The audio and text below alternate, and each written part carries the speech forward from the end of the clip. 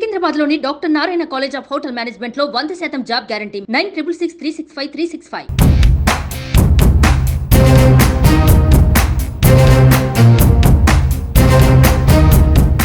39 ఏళ్ల తర్వాత మళ్లీ మంగళగిరి నియోజకవర్గంలో తెలుగుదేశం పార్టీ జెండా రెపరెపలాడింది. మంగళగిరి నియోజకవర్గం టీడీపీ అభ్యర్థిగా పోటీ చేసిన నారా లోకేష్ భారీ మెజారిటీతో గెలిచారు. టీడీపీ ఆవిర్భావం తర్వాత 1983, 1985 సంవత్సరాలలో జరిగిన ఎన్నికల్లో గెలిచిన పార్టీ అప్పటి నుంచి మంగళగిరి నియోజకవర్గం పొత్తులతో కొన్నాళ్ళు, పట్టుచిక్కక కొన్నాళ్ళు అందరి నియోజకవర్గమైంది. అయితే పట్టుపట్టి మళ్లీ మంగళగిరి బరిలో దిగిన లోకేష్ ముందుగా ప్రకటించినట్టుగానే మంగళగిరి నియోజకవర్గాన్ని రాష్ట్రంలో అత్యధిక మెజారిటీతో కైవసం చేసుకుని సత్తా చాటారు. 39 ఏళ్లుగా టీడీపీకి గెలుపు పిలుపు వినపడని మంగళగిరి నియోజకవర్గాన్ని 91,000 భారీ మెజారిటీతో కొట్టి ప్రతిపక్షాలకు దిమ్మ తిరిగేలా చేశారు నారా లోకేష్.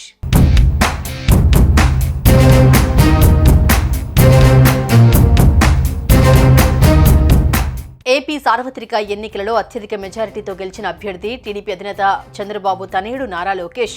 మంగళగిరి నియోజకవర్గం నుండి ఎమ్మెల్యేగా పోటీ చేసిన లోకేష్ ఏకంగా 91,000కు పైగా ఓట్ల మెజారిటీతో గెలిచారు. ఈ ఎన్నికలలో ఇదే అత్యధిక మెజారిటీ. 2019 ఎన్నికలలో లోకేష్ మంగళగిరిలో దారుణంగా ఓడిపోయారు. తండ్రి చంద్రబాబు ముఖ్యమంత్రిగా ఉన్నా గానీ లోకేష్ ఓడిపోవడంతో ప్రత్యర్థులు దారుణంగా ట్రోల్ చేశారు. అయినా గానీ లోకేష్ నిరాశ చెందకుండా ఓడిన మంగళగిరి నియోజకవర్గంలోనే ఈసారి అత్యధిక మెజారిటీతో గెలిచి తన సత్తా చాటారు. ఓడిపోయినా గానీ మంగళగిరిలో నిత్యం పర్యటనలు చేస్తూ స్థానిక ప్రజలకు సాయం చేస్తూ వాళ్ళ ఆదరణ పొందుకున్నారు. ప్రతి నెల నియోజకవర్గంలో పర్యటిస్తూ తన దృష్టికొచ్చిన అనేక సమస్యలపై స్పందించారు.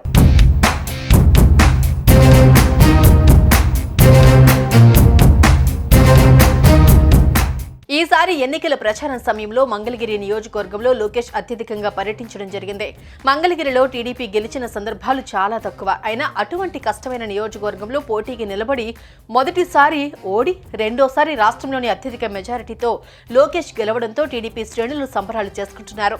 చంద్రబాబు జైల్లోకి వెళ్లిన సమయంలో అంతకు ముందు పాదయాత్రతో తెలుగుదేశం పార్టీ గ్రాఫ్ పెరిగేలా లోకేష్ రాణించారు. గతంలో కంటే రాజకీయంగా లోకేష్ ఎదగడం, ఇప్పుడు అత్యధిక మెజారిటీతో గెలవడంతో కుటుంబ సభ్యులు సైతం చాలా సంతోషంగా ఉన్నారు.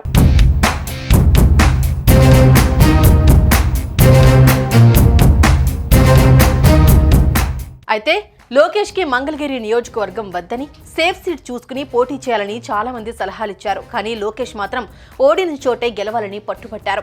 రాజకీయం అంటే అధికారంలో ఉండటం కాదని ప్రజలకు అందుబాటులో ఉంటూ వారి కష్టంలో భాగమవుదామని భావించారు. అలా భావించడమే కాదు, చేసి చూపించారు. అదే లోకేష్ కు 91,000కు పైగా మెజారిటీని తెచ్చిపెట్టింది. లోకేష్ కు పడ్డ ప్రతి ఒక్క ఓటు ఆయన తమకు అందుబాటులో ఉంటాడు అన్న కారణంగానే వేసిన ఓటే. ఓడిపోయినా సరే తమకు చేసిన సేవలకు ప్రతిఫలంగా వేసిందే.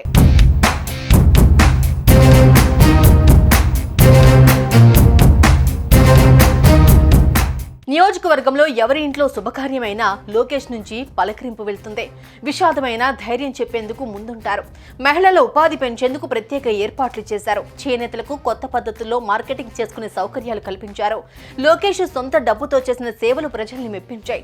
నియోజకవర్గంలో తరచూ పర్యటించిన నారా లోకేష్ అక్కడి ప్రజల సమస్యల పరిష్కారానికి చేయవలసిన దాన్ని కూడా అర్థం చేసుకుని అధికారంలో లేనప్పటికీ తదనుగుణంగా అడుగులు వేశారు. ఈ క్రమంలో మంగళగిరిలో నారా లోకేష్ కు ప్రజలు పెద్ద ఎత్తున పట్టం కట్టారు. మొత్తంగా టీడీపీకి పట్టులేని నియోజకవర్గంలో ఇంతటి ఘన విజయాన్ని సాధించిన లోకేష్ ను చూసి భవిష్యత్తు రాజకీయంపై టీడీపీ శ్రేణులు ధీమాగా కనిపిస్తున్నాయి. అటు తాత ఎన్టీఆర్, ఇటు తమ అధినేత చంద్రబాబును మించిన విజన్ నారా లోకేష్ లో కనిపిస్తుందని తెలుగు తమ్ముళ్లు సంబరపడుతున్నారు.